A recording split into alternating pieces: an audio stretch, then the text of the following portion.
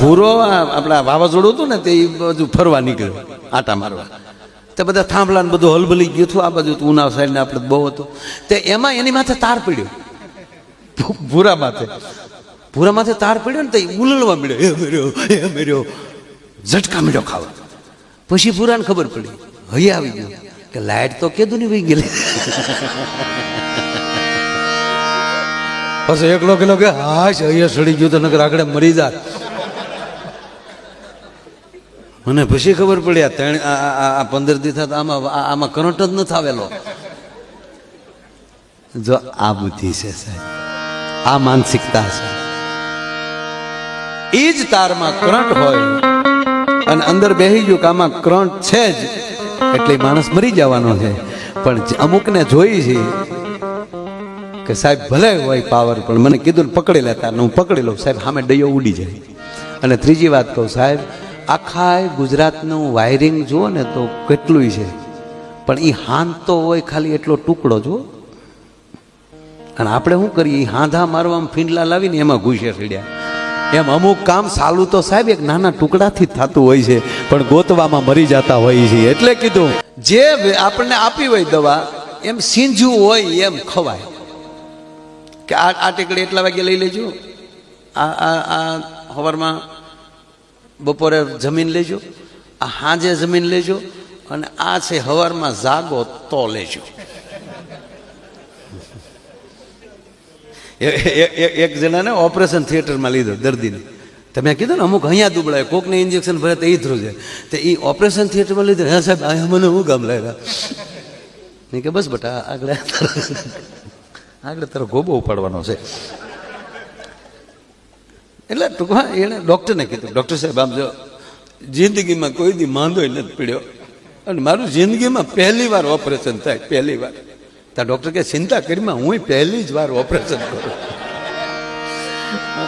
એટલે અમુક છે ને સાહેબ, દર્દીની સાથે હોય ને એ અમુક ડૉક્ટરને કરતા ડાયા હોય. આ કોરોનામાં મેં જોયું છે 50% એની હારે રહેવાળે માન નાખ્યા. ડૉક્ટર આમ જાય તેને હાચે ઓક્સિજન વધારે, હું તારું બાપ ઘીની નાયલું છે એને એમ કે હા આપણે હાચે ખોલ નાખીએ ને તેને હાચે બોલો કેટલુંક લે ડોહો. આ ખોબા ઉપાડ લીધા. હા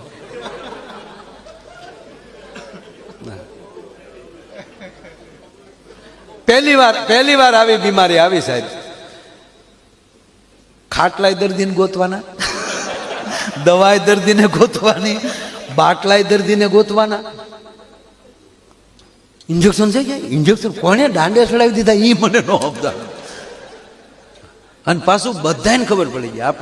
આપણે પૂછીએ ને કે આપણે ફોન કરે આપણે, અથવા આપણે કોકને ફોન કરીને એમને કે ભાઈ ત્યાં એક બેડની ત્યાં વ્યવસ્થા કરી ગયો ને એક ભાઈને, તો એ સાંભળો શું કહે ખબર, ઓક્સિજન લેવલ કેટલો જાય. તારો દાદો ક્યાં ડૉક્ટર હતો, તું મંડાણો લેવા દેવા વગર. હા હું બધાને ખબર પડી ગઈ છે ખરું. અને હકીકત જેની મૂળ દવા ન હોય ને એની બહુ દવા હોય. આપણે ડાયાબિટીસની મૂળ દવા તો બીજી છે જ નહીં. તમે જેની ઘરે જાઓ ને આપણે કે 1 કપ મોળી સા કરજો, તો હા મોળો સુગર આવ્યું, જાણે વેવાય આવ્યો હોય એમ સુગર આવ્યું. આપણે કે આવ્યું ને. જેટલાની ઘરે તમે ચા પીવા જાઓ એટલી દવા તમને મળે. સુગર એમ ચિંતા નથી. આકડાના પાનને પગને તળિયે બાંધે ને ઉઈ જાય.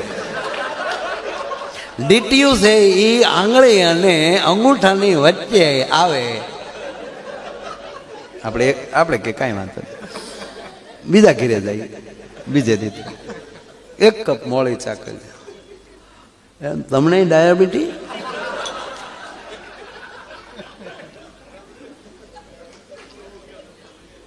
એમ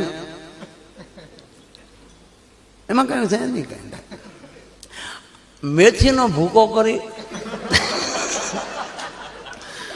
તમે 15 જગ્યાએ ચા પીવા જાવ ને તો દુનિયાનું બાજરોય બાકી ન રહે. આને પલાળી બાજરાને એને પછી મેથી ભેગો રાખી, એટલે પણ તું રહેવા દે ને ભાઈ, આંધળી જેવું થાય. આંધળી થઈ હોય ને એને આવી દબાવ. હા હું ટેરા જેવું છું, તો આપણે કે આંધળી થઈ. એમ આંધળી? લીમડાના પાંદડા વાટીને સોપડો એટલે આપણે લીમડાના સોપડી. બીજા ઘેરે જાય ત્યાં કે હું આ ટેરા જેવું હું છું, આપણે કે આંધળી. હું સોપડ્યું? લીમડાના પાન. કોણે કીધું હતું? વાઘમસિંહ સાહેબે. એને શું ખબર હોય? લીમડો ન હોય, લીમડો ન હોય. આવેલના પાનના ડોડવાને વાટી લઢી અને પછી સોપડો. એટલે આપણે પછી આવેલના પાંદડા સોપડો. ત્યાં બીજા ઘેરે જઈએ આપણે તરત કે હું ટેરા જેવું હું છું, આપણે કે આંધળી. હું સોપડ્યું? આવેલના ડોડવા. કોણે સીંજ્યો? આપણે કે રમણીકભાઈ. બાળેટાવને શું ખબર હોય? કોથમરી વાટીને સોપડો. કોથમરી શેલે સાહેબ આંધળી રે, આંખ વહી જાય, મૂળ મુદ્દો વયો જાય. એમ મારો કહેવાનો અર્થ એ છે કે જ્યાં ભરોસો હોય, જ્યાં શ્રદ્ધા હોય. એકને હોસ્પિટલમાંથી દાદાને કહી દીધું એના પરિવારને કે તમે આને ઘરે ઘરે સેવા કરો. એટલે મૂળ તો ભાભો ત્યાં હકનો નહોતો રહેતો, અપલખણો. કમ્પાઉન્ડ આવે તમે કોનો દીકરો? આ ગગી કોની દીકરી? એટલે આખો દી ધ્યાનમાં રાખવો પડતો. પછી કીધું આપી દે ભાઈ, પાણી આપી દે બધા. તો એ પાણી આપીને ઘડી પ્રોગ્રામમાં બે છે. ત્યાં જમાડ્યા બહુ આજે એમને. હા, કેવી તાણ્યું કરતો હતો. હા હા હા, એવું કારક ઘીરે રાખીને જમવાનું ખબર. હા, પરબારા તાણ્યું કરતો હતો. હચ્યું લેવું જો હે પરેણે ખવડાવ્યું. બોલો,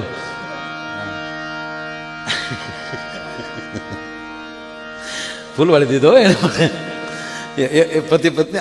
હવે તો જે આમ યુવાન બધા હોય ને એ એકલા એકલા બેઠા બેઠા વાતો કરતા ને તમે સાંભળજો, તમને એમ થાય કે ઓહો હો, બસ આખી દુનિયા આમાં બેમાં છે, બાકી પૂરું થઈ ગયું. ગળગળાથી વાતો કરતા, ઓલી વળી બાજુ બેઠો. અને આમ તમે અમદાવાદ બાજુ જાઓ ને, વટી જાઓ ને ઓલી બાજુ, અહીંયા બકા કે બકા. કેમ છો બકા? બકા કે એટલે બકો ને બકી. જોકે ભાગવતના પાત્રો છે બકાસુર અને પૂતનાનું નામ, મૂળ નામ બકી સાહેબ. બે બેનભાઈ છે, બકો બકી. એ હવે આવ્યા 5000 વર્ષ પછી હવે પ્રગટ્યા બકો ને બકી, એક જ ઘરમાં આવ્યા. કે બકા કે હા, તને ખબર નથી હું કેટલો તને પ્રેમ કરું. તેની પત્ની કીધું કે ગાંડા, હું તને જેમ તેમ પ્રેમ નથી કરતી, તારી હાટું આખી દુનિયા આખા જગતમાં લડી લઉં. એમ કે હા, તક તો તું મારી હારે હું કામ બાદ છો? તક તું તો મારું જગત છો. હા હા હા, ત્યારે એમ થાય કે આનું શું છે. એક દી ભૂરો મને કે કોઈ દી રીહાવાનું બન્યો, કોઈ દી રીહાવાનું જ નહીં. કાલ મારો જુનાગઢ પ્રોગ્રામ હતો ને, તો કાલે હું જુનાગઢ હું કહેતો હતો, એટલે આનંદ કરતો હતો. મેં કીધું આપણે અમારી બાજુ મેં કીધું કદાચ પતિ પત્નીનો ઝઘડો થાય તો પતિ એની પત્નીને આમ ડરાવા હાટું એમ કહે કે હવે જો કાંઈ ગાંડી મારી સામું બોલીને તો હું જુનાગઢ ભેગો થઈ જાય. આવી બીક દેખાડે. આ જુનાગઢ વાળા શું કહેતા છે?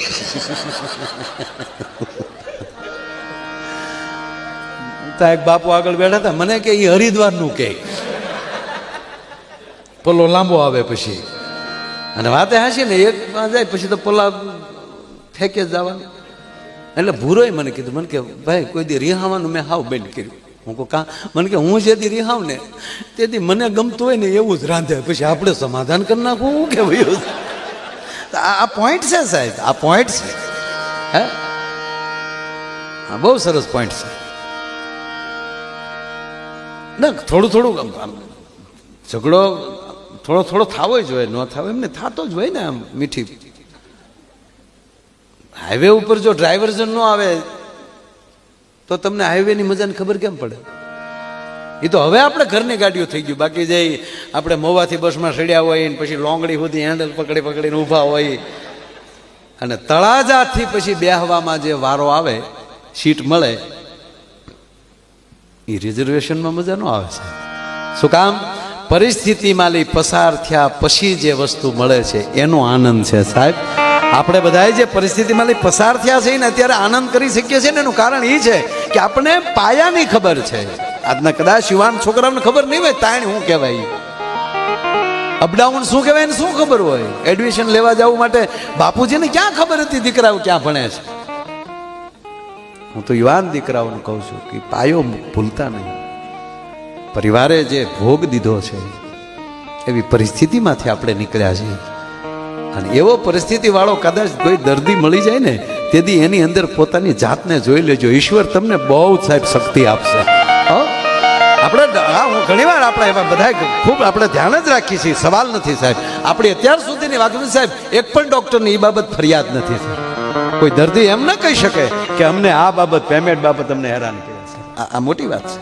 શું કામ? બે નિદાન કરી છે. એટલે ઓલા દાદાને કીધું કે આને ઘરે લઈ જાઓ. હવે આ દવાખાને બાપો હસવાય એમ નથી, ઘરે સેવા કરો. તો જેમ ઓલે જળજીલની 11માં પાલખી ઉપાડે એમ ભાભાને ઉપાડ્યું. અને ભાભો પણ લોભીનો કાંટો કેટલા દીધા ડોક્ટરને કે કાંઈ નથી આપ્યું બાબા. એમ મોટો દીકરો ક્યાં કે આ તમારા માથા ઉપર ઉભો અહીંયા ઉમેર્યો હા નાનો એ આ બાજુ ઉભો અંધાથી નાનો આ પગ હામો ખોડાનો તમે બધા અહીંયા દુકાને કોણ છે? મરતી વખતે તને હજી મેળ નથી આવતો લોભિયા. પ્યાર કરી લે શું કોઈ તારો યાર નથી. ગોતી લેજે ભીતર છે ક્યાંય બહાર નથી. અંદર જે આપણને જે અવાજ આવે વાત એ છે અંદરથી જે હોકારો આવે, અંદરથી છે ભાવ આવે. અને ત્રીજી વાત સાહેબ, આ પ્રોગ્રામો કથાઓ રામકથાઓ અથવા તો આવા કાર્યક્રમો 2 વર્ષથી બંધ થયા. આપણે જોઈ છે જાહેરમાં નથી થતું. એક ભાઈ હમણાં જ મને 2 દી પહેલા જે વાત થઈ કે આમાં ફેર શું પડે, આ પ્રોગ્રામો ન થાય તો ફેર શું પડે? મેં કીધું ગુણવત્તા વહી જાય સાહેબ. માર્ક્સ મળે, ગુણ ન મળે. આપણે ભણ્યા છે ને સાહેબ. અત્યારના તો છોકરાઓ 90% લાવે, 85%, 100% તો ન લેતા હોય પૂરા, પણ મેળ આવ્યો તો લઈ લે એવા છે.